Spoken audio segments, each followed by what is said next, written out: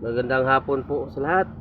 Kunting tips lang po para sa mga baguhan dyan kung paano mag-adjust ng preno.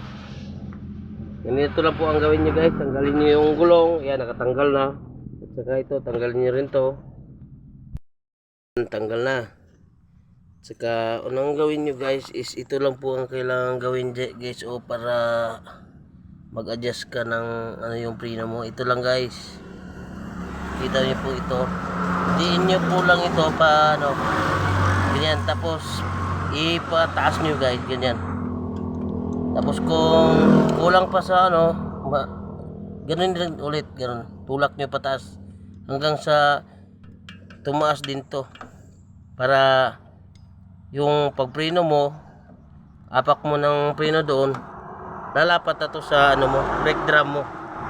Kaya ganito lang kasimple guys. Oh, yan, dyan, lagyan mo yung screw dyan, tapos ganyan din mo taas, ganyan.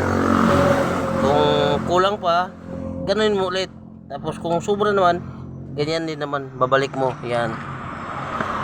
So, yan lang po guys, para sa mga baguhan. Sana may naitulong tong video to.